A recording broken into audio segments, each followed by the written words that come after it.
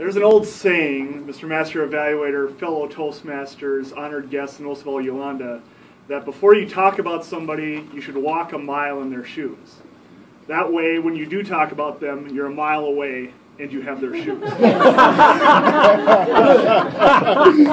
Today, Yolanda took us on a journey, and we're going to walk in Yolanda's shoes. We're going to see if we steal them or not. But on that journey, I'm blind. we're going to look in two different areas. Number one, we're going to look at how Yolanda's journey in Toastmasters can be helped, how we can help her on this journey. And second of all, we're going to look in some areas that might take Yolanda off of her journey, some areas that can be improved. Mm-hmm. First area we're going to look at is what Yolanda did well, how we can help Yolanda on her journey in Toastmasters. There's many things that Yolanda did very well. The first thing that I would like to point out is her gestures. She speaks very well with her hands, and I thought that was something that was very good about her speech. I know she talked about being at the top of the hill, and she said that with her hands. But she talked about how poor her family was. She put her hands in her pockets, like talking about money. It was these gestures added to her speech, and I thought she did a very good job. The other area that I thought she did very well was she had a very positive attitude. She just had a very, very positive attitude in life. This came out in the energy of her speech. She had a lot of energy. You could tell that she was very into her story.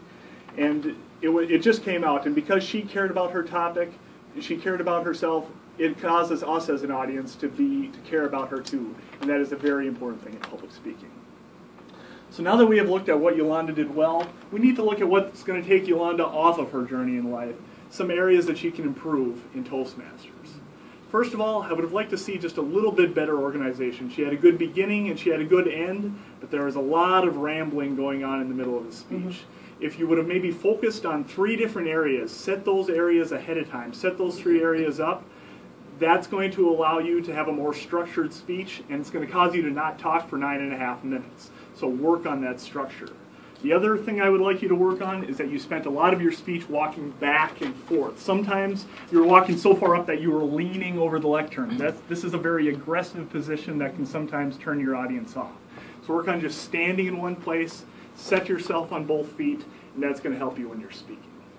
So today we've looked at 2 different areas. Number one, we've looked at what Yolanda did well, how she's going to be able to continue on with her journey, and we've looked at some areas that might take Yolanda off of her journey, some ways that she can improve.